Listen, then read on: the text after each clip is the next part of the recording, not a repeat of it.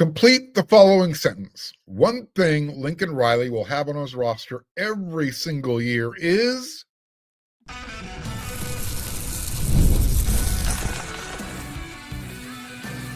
You are Locked On Trojans, your daily podcast on the USC Trojans. Part of the Locked On Podcast Network, your team every day. Fight on, everyone. I'm your host, Mark Holkin, and thank you. Thank you for making Locked On USC part of the Locked On Network your first listen every single day. Whether you're watching this show on YouTube, pick your platform. This podcast is always free, and this host always appreciates your support. Today's episode is brought to you by Game Time. Download the Game Time app, create an account, and use code LOCKEDONCollege for $20 off your first purchase. If you're like me, the first thing that popped into your head is one of the top 10 quarterbacks in the country. That's how you complete that sentence. My question is, does USC have questions at quarterback? Some might say yes. I saw JT Pickell on 3, been on the show before, really great guy. He put out his own top 10 returning quarterbacks list, and a couple of things caught my attention. Number one, the first thing I thought was, he didn't have Louisville's Miller Moss. He didn't make the cut. And neither did the guy that Coach Riley replaced Miller Moss with, Jade Mayava. Look, I know it's just one person's subjective opinion. However, I have to admit, I was surprised by who made the list and also who didn't. Let me go over JT Pickell's top 10 returning starting quarterbacks in 2025. And he also added the caveat that they did not have to be a quarterback returning to their previous school. That's why I included the old Miller Moss and Jade Mayava nuance to the equation. So, JT's top 10 guys. Number 1, Lenora Sellers, South Carolina's quarterback. That's an interesting pick, considering that Aaron Nolan just transferred there from Ohio State. Number 2, this one makes a lot of sense. He has Garrett Nussmeier from LSU. Number 3, Cade Klubnik from Clemson. Number 4, interesting pick here. Formerly from Georgia, now at Miami, Carson Beck. Look, Mario cannot develop quarterbacks. So obviously Carson is going there for one more paycheck. Penn State's Drew Allar, number 5. Should he be a little bit higher on the list, or is he just right at number 5? Number 6, John Mateer, was at Washington State. He was, one of the hot commodities in the transfer portal, but he was going wherever Washington State's offensive coordinator was going. He ended up at Oklahoma. Number 7, DJ Lagway. Remember the quarterback that Lincoln Riley was recruiting? He's now at Florida. Riley wanted him, but Coach Riley ended up with Malachi Nelson instead. We know where Malachi is today. Number 8, Sam Levitt, Arizona State. All right. He had a nice season. Let's see what he's capable of doing without Cam, what's his name? Scattaboo, the bowling ball running back. I think he made Arizona State's offense and quarterback, for that matter, look really good. Again, we'll see what happens. Number 9, I mentioned this young man's name on yesterday's episode of Locked On USC. Nico Iamaleava. I apologize. Nico Iamaleava, Tennessee. What I find interesting that he's way down at number 9. A lot of people are thinking he might be, one of the Heisman front runners in Josh Heupel's offense. Anyways, number 10, Kevin Jennings, SMU. You know who else missed the cut? Arch Manning from Texas. Remember, he's the guy who forced Quinn Ewers off to the NFL for now. I'm of the opinion that Quinn is using that as a negotiating ploy to get the biggest paycheck he can get in college for another year. Neither Ohio State or Notre Dame's quarterback made the top 10 list. Interesting, right? Maybe not. The Buckeyes are probably going to roll with Julian Sayin. And I think the Irish are going to give Steve Angeli the keys to handing the ball off, however many times they're going to run the ball in 2025. What about this thing?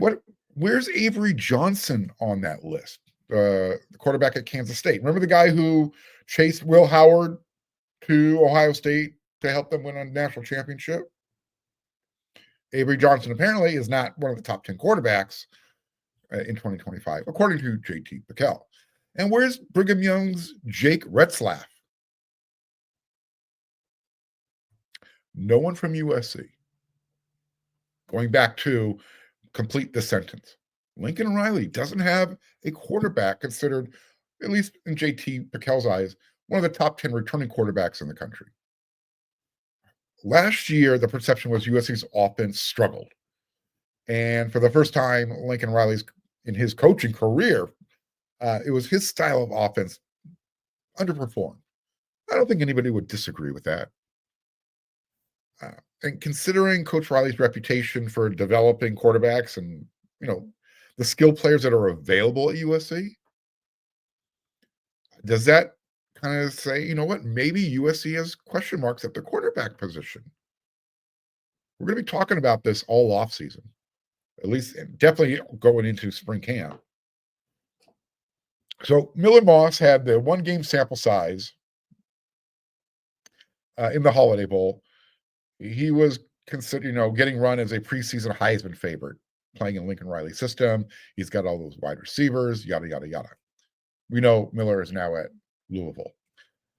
Jaden Mayava, he has 4 games starting at USC. He has a full year of starting experience at UNLV. So there's a nice body of work to form an opinion on. Have the critics seen enough of Jaden Mayava? I haven't seen him pop up in any top recruiting, top quarterbacks returning list. So that's why we're talking about it today. Look, Jaden has a strong cast of skill players surrounding him. It's not like he's going to be struggling looking who he needs to throw the ball to. You got 2 number ones. You got Jacoby Lane. You got Mekhi Lemon. You got a plethora of young tight ends. You got the running backs behind you. And I think the offensive line will be solid. It'll be young, but it'll be solid. So why isn't Jaden getting more flowers from the people outside the program? I know USC fans are gung-ho and they think Jaden's the guy. But how come the people with the trained eyes outside of the program aren't saying, hey, Jaden Mayava is going to be the dude? So here's the question. Here's another question for my everydayers, for everybody who's watching the show. Hit me up in the comment section. Bring a rational, opinionated argument. Back it up. Convince me. Is it the X's and O's, or is Coach Riley missing his Jimmy and Joes at the quarterback position? This spring, you got 3 guys that are going to be battling it out. You've got Jaden Mayava, obviously, Husan Longstreet, Sam Heward. Jaden should be the front runner. Husan is the hot shot new guy, the shiny new toy everybody's looking at. And Sam Heward, look, right, he's trying to live up to his former 5-star ranking. And you look at USC's schedule in 2025, you would think that USC has the best quarterback in every game they play this year. I'm going to go out on a limb and say that USC has the advantage against Missouri State and Clay Helton's Georgia Southern squad at the quarterback position. But Purdue, their projected starter is what? Malachi Singleton.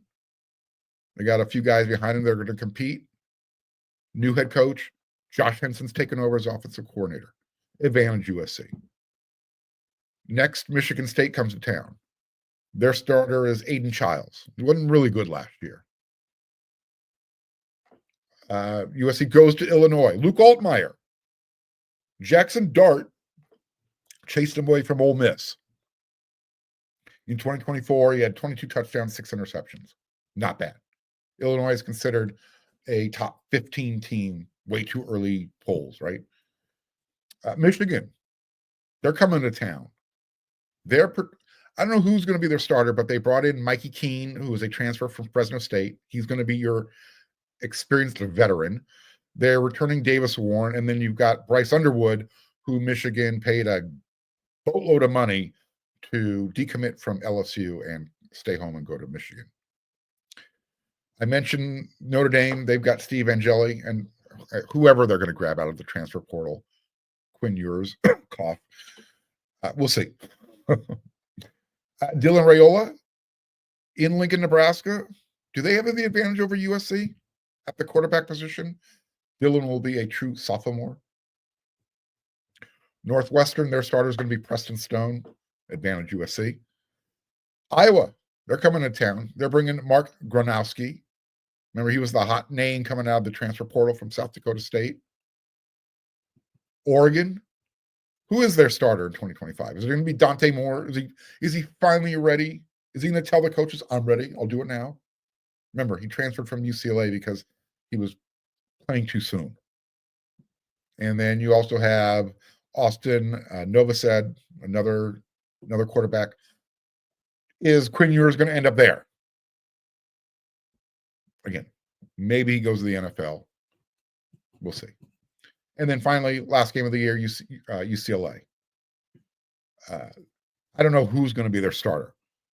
You got Joey Aguilar, who transferred in from Appalachian State.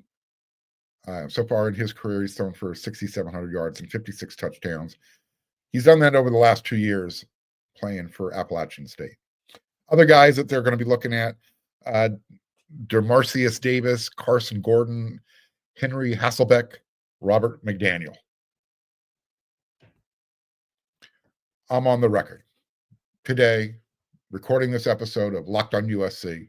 You're watching it January 23rd or there sometime thereafter. USC's quarterback situation is wide open. Jade Mayav is the front runner. But based on the schedule, I don't think Jade Mayava has a huge lead over Heward, and obviously Husan Longstreet is the guy everybody's excited about. Top quarterback from the state of California, one of the top in the country. All right, a couple more segments to go. We're gonna talk about in the next segment, since I mentioned California recruits, we're going to talk about California recruiting. And then I got you a hoops update in the third segment. Stick around.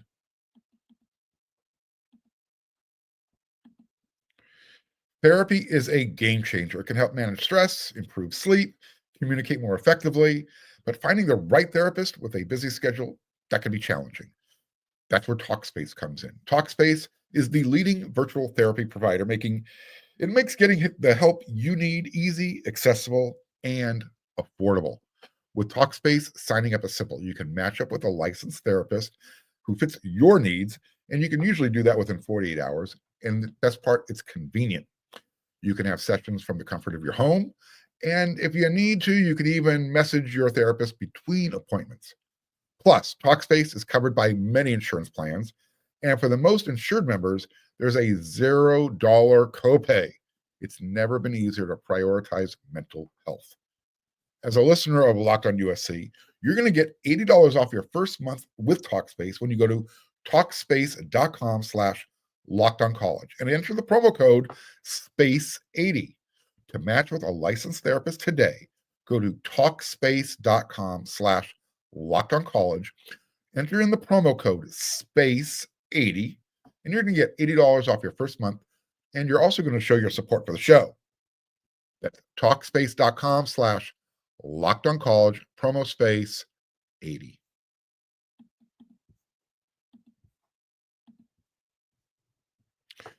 The other day, USC football put a message out on X, also known as Twitter, and it had something to do with recruiting.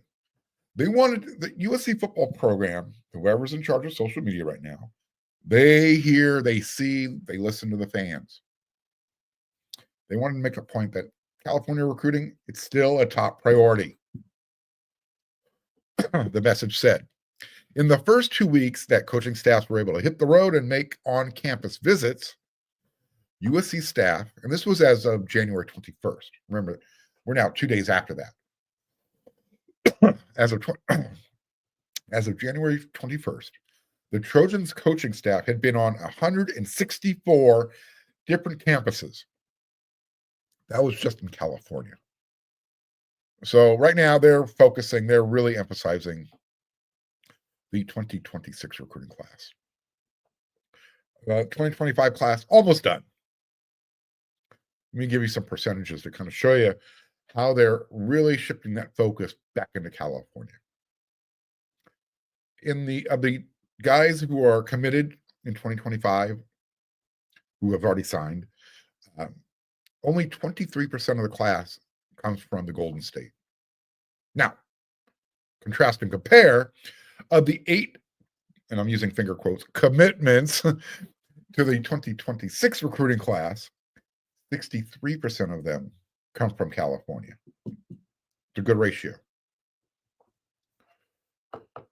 One of the, what I think is one of the underappreciated aspects of Husong Longstreet coming to USC, he's the best quarterback from the state of California. Right? When you're the best quarterback from the state of California, you're typically considered one of the top quarterbacks in the country. Keeping that kind of player home, saying, you know what, Julian Lewis, we'd rather have Husong. That sends a message to other recruits, not just from across the country, but also from California. Telling those California players, stay home. If the best player from the state can stay home, so can you. So right now, USC staff, they're hitting the road, they're making offers. Here's some recent offers that they've been passing out. In the class of 2026, he's from Towson, Maryland. His name is Kari Adams. He's a cornerback. What's intriguing about this offer, USC's class, it's defensive back heavy in 2026 so far. You got commitments from the number 1 guy, RJ Sermons, again, from the state of California. You've got Brandon Lockhart. You've got Joshua Holland, Bosco. You've got Madden Reardon, Sierra Canyon, California. Again, these are all California guys. Another 2026 offer that went out, defensive lineman. He's originally from Bellevue, Washington. Now he's living and going to school in North Carolina. 6'5", 240 pounds. His name is Damod Lewis. He doesn't really have any big-time offers right now. His big-time offer is USC. Again, 6'5", 240 pounds. Coach Henny saw him. Coach Henny wants him. That's all that matters. If you don't know, I'm going to tell you. Coach Henderson has the same approach and attitude about the star ranking system that I do. He don't care. He doesn't care. So, I know I kind of led into this segment talking about California recruiting. They're focused on it. But when you hit the road, you go out of state, you see somebody, you got to throw the offer out there as well. So while he was in North Carolina, he not only found one of those diamond in the rough guys I was just talking about, Damod Lewis, he also checked in on the number 1 defensive lineman in the country for the class of 2026, Aiden Harris. So again, it's not just about finding guys that Eric Henderson likes. He's also finding the guys that everybody likes. He's not stupid. So again, the coaching staff is on the road.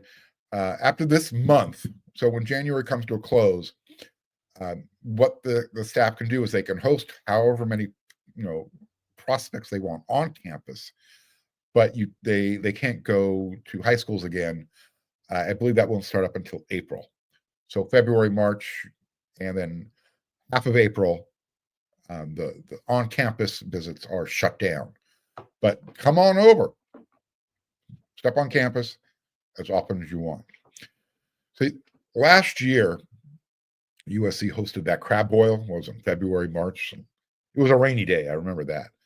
We'll see what kind of bash they throw this year to, kind of generate that recruiting excitement. But it's starting, and they're really getting it going in California. Really want to emphasize that. On the recruiting, and we're talking about scholarship numbers, one of my everydayers asked me this question on the YouTube channel. His name is S. Dr. Odrig, SDRODRIG. He asked me the following question. Hello, Mark. Big fan here. Thank you for all the great work you do. You're very welcome. Thank you for being an everydayer. I have an unrelated question. Do you know how many football scholarships USC has remaining for the 2025 season after accounting for transfer portal additions? I'm hearing 9 for emergency spring portal needs. Here's my answer. I'm not sure. I don't know. I don't know exactly where USC stands because don't forget, this year the scholarship limit jumps from 85. You can have 105 scholarship players on your roster beginning this calendar year. Yeah, new rule goes into effect. And so I'm wondering, on that note, will USC max out at 105? Don't forget, you got revenue sharing that's supposed to start this year as well. The more players you have on scholarship, the less per player. I'm of the opinion that, you have the option, you have the ability to add players as up to 105 on scholarship. I'm starting to think that once the general managers really start to take hold of these college programs, it's going to be less is more. I've talked about this. The NFL, they 53-man roster. In college, you can only travel 70 players to road games. Do you need 105 players on scholarship? Do you need more than 70? So we'll see how that goes. So that's my answer to that question. The best time, I think, to do a scholarship count is after spring camp. It's going to be, you're going to have to wait till that spring transfer portal window opens and closes, because from spring camp until that window closes, it's going to be the F word. It's going to be fluid. That number is going to be going up and down. I don't know. I don't think anybody really knows. I'm hoping that USC has a general manager in place to kind of help Lincoln Riley manage those numbers. That's going to be the role of the general manager. All right, one more segment to go. Big day and night of hoops for USC. Check this out. Attending NFL playoff games is an experience like no other. The energy, the excitement, and the connection with other fans, unmatched. Have you ever seen your team live in a playoff game? This year, Game Time makes it even easier to create those unforgettable moments with their new feature, Game Time Picks. It filters out all the fluff, and it shows you only the best deals on great seats, so you can focus on what matters. Getting to your playoff game, the all-in pricing, it's a game changer. There's no surprise at checkout, and you also get the Game Time guarantee. If you find a ticket in the same section in a row for less, Game Time is going to credit you 110% of that difference. Take the guesswork out of buying tickets with Game Time. Download the Game Time app, create an account, use code LOCKEDONCollege for $20 off your first purchase. Terms apply. Again, create an account, redeem the code LOCKEDONCollege for $20 off. Download Game Time today. Last minute tickets, lowest price, guaranteed.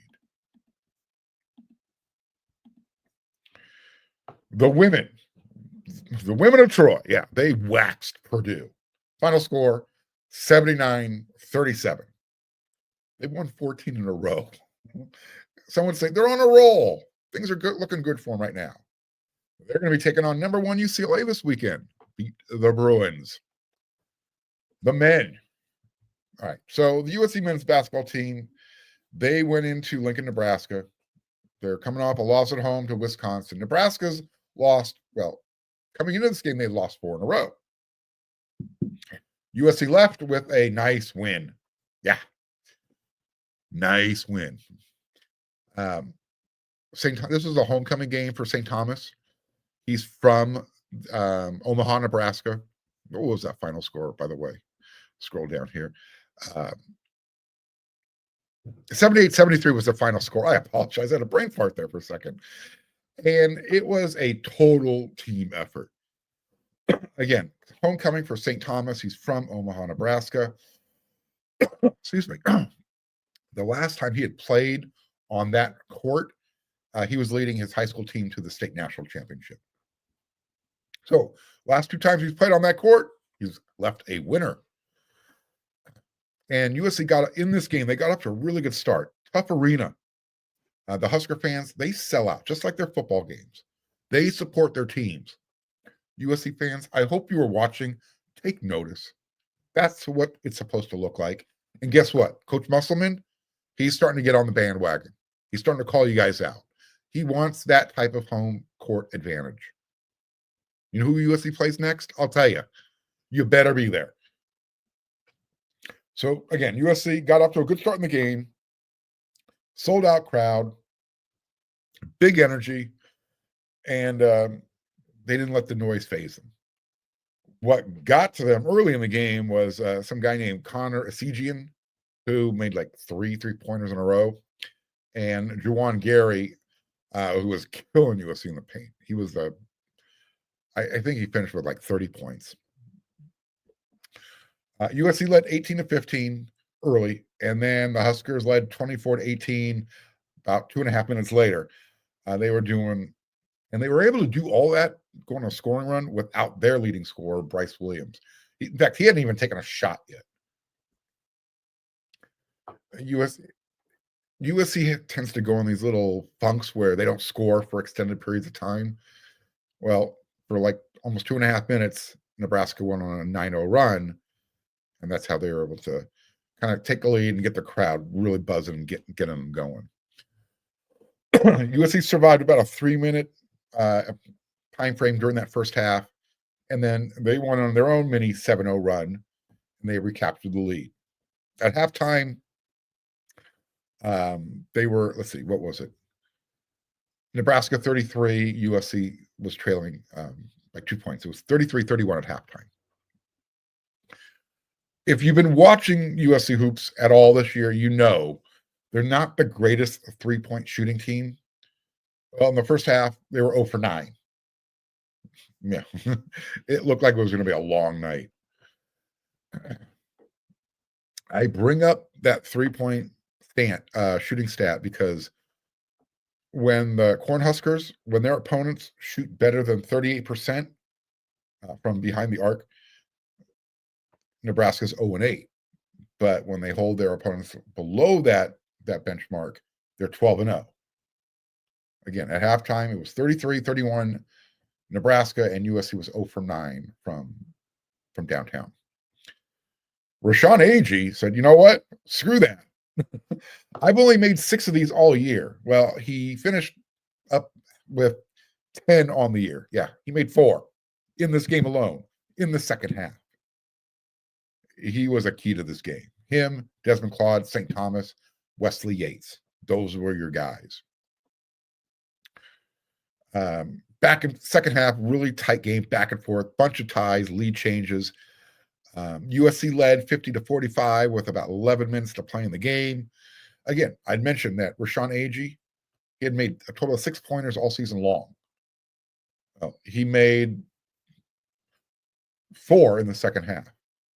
And after the game, Coach Musk said, we want him shooting. We see what he does in practice. He needs to shoot more of those. So not only was USC coming into this game a poor 3-point shooting team, also really bad on the offensive glass, just 8 per game. Well, when they led 50-45, they had 11 offensive rebounds. Nebraska just had 4. And overall, USC led 30-22 on the boards. USC actually finished with 12 offensive rebounds, which is interesting. They only got 1 more as the game went on. So again, game went back and forth in the second half. when Rashawn made his fourth 3-point basket, that USC had a 3-point lead. There was less than 5 minutes to play. But that wasn't his biggest basket. His biggest bucket of the game, in my opinion, was that putback slam that gave USC a 5-point lead. It was 69-64, 2 minutes or so left to play. It was huge. So that was his biggest bucket. I think he finished with 14 points. That was his last basket. The next basket after that, Desmond Claude, huge. The game was tied at 69. Under a minute to go. And there was literally the shot clock was winding down. There was 1 second left on the shot clock. And then all of a sudden you just went boom. Big 3-pointer. It was huge. 43 seconds left in the game. USC had the lead. From that point forward, it was just make your free throws down the stretch. And they did.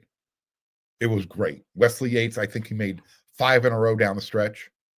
Since he's been inserted as a starter, USC is now 7-3. This team they found out who they are. They've defined their roles. Coach Muss has shortened the bench, playing 7, maybe 8 guys, depending on the situation. And it's not that the guys have found, Coach Muss has found roles for each of these guys. The guys are now accepting their roles. They know who they are, what they need to do. I told you on the last game, this is not a team you want to mess around with when tournament time rolls around. Speaking of that, right now, USC is 3-1 in conference on the road. That's impressive. They're 12-7 overall, 4-4 in conference play. You know who else is 4-4 in conference? UCLA. You know who USC plays Monday night at Galen Center? You better be there. UCLA. Yeah, it's officially beat the Bruins week. So you got USC, UCLA women, number 1 versus what? What's USC? Number 3 now? USC men host UCLA Monday night. Yeah, let's have some fun. Just like football. Clap, clap, clap. All right, I'll be back with another episode tomorrow. Have some more updates for you on recruiting. Any other news I got going on with USC football? Any other breaking news that comes across. So I'll be here, you be here. Until that next episode, everyone, you know what to do.